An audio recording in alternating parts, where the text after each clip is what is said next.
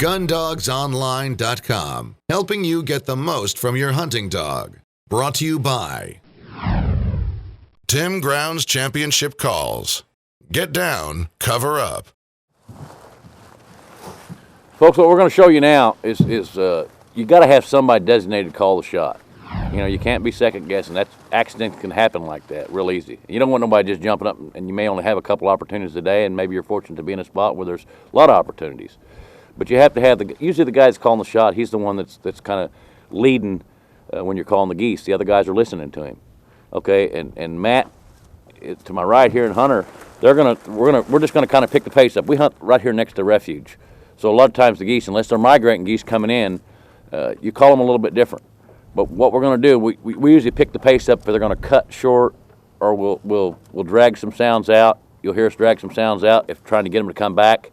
But a lot of times what I found, and I hunt with some pretty good callers, when it's just about time, they all shut up.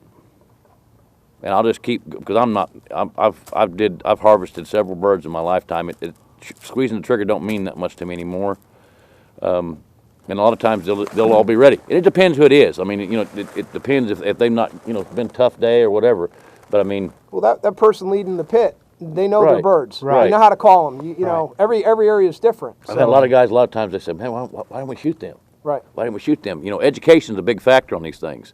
And when you got a small flock down here like we've got in Southern Illinois this year, I mean, you can't stump your toe. I mean, you just you educate a few of them, and you're not your hunt. That may be the hunt you get tomorrow, or the next day. So, what we're gonna do, we're gonna simulate. We've seen some geese. They're coming off the refuge. Okay, so we're not gonna be real. You know, we're probably gonna use our flag as much as we're gonna use anything. And in the sunshine like here, they got 360. If you turn around as us, when I look in that sun, I got a blind spot. So that simulates more movement on your decoys. So you can use that sun to your advantage why I'm telling you this, because when them geese cut towards that sun, when they turn back, they want to see something. And you pick that flag up, and if you got multiple callers, I've been in this situation, and Matt, you have too, and Hunter, where you've had the flag and everything, because everybody gets in the pit, they say, well, I'll do the flagging. Well, you can flare them. If they're going up like they're trying to wave truce, you got to make it look real. But it goes along with what we're talking about calling. That's part of it. Because I know if I've got some guys that can blow a call, I can flick that flag. I don't really like anybody messing with the flag when I'm in the pit, because I know exactly when they need to be hit unless it's somebody I hunt with all the time. And, you know, you don't want to make people mad, Matt, but you just got to, you know, I'm out here to do one thing. That's right. That's right. Let's do it right. So what we're going to do, we're going to simulate like we're seeing some geese come out here in front of us, and you're going to watch us turn. You know, and these lids right here, it's like this right here. You try to stay down. You got to look at them if you're going to call them. You know, you have to be looking at the bird, but you have to be concealed. Because if you don't stay concealed, you're not going to have a chance to call them. So you can use these lids, or whatever your concealment is, you can use this to your advantage. So we're going to say there's a flock coming out here. Yep. It's a small flock, and they're not beating their wings real fast. That's another thing about calling. If they're beating their wings hard, I can tell you about 9 times out of 10 if you got a chance to get them or not. And everybody says, why aren't you calling? Why aren't you calling? You know, it's just, you watch them every day. You got to read them. You know, you got to read them. Right. And you know what? Sometimes they shut the book in your face, and it doesn't make no difference. You think you know it. Yep. Just like Kelly Powers has always told me. And you know what? We've always talked. One thing he made, and good statement for a young guy. Waterfowling or anything you hunt, you got to keep an open mind. Yep. You know, you can't stay with the same thing every day. You're always learning. Yeah, let's get to this calling. All right. I'm going to blow a little deeper call.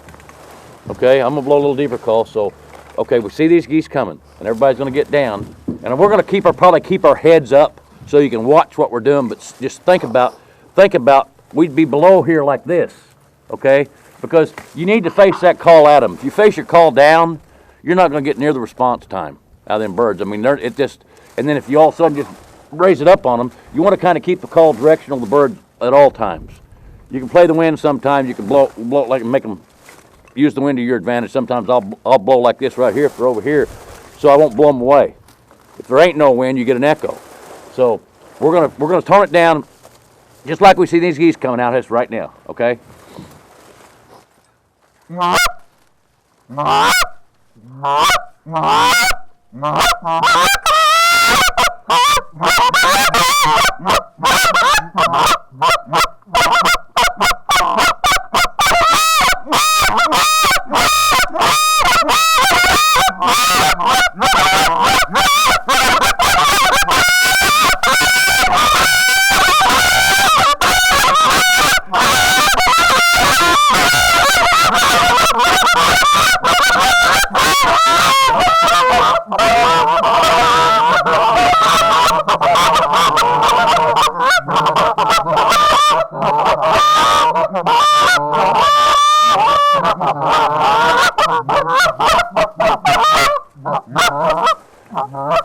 If we didn't get them after that, we ain't gonna get them.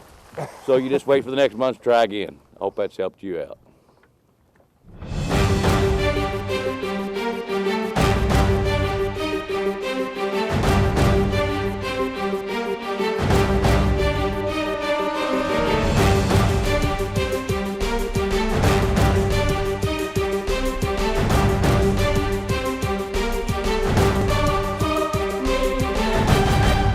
GunDogsOnline.com, helping you get the most from your hunting dog.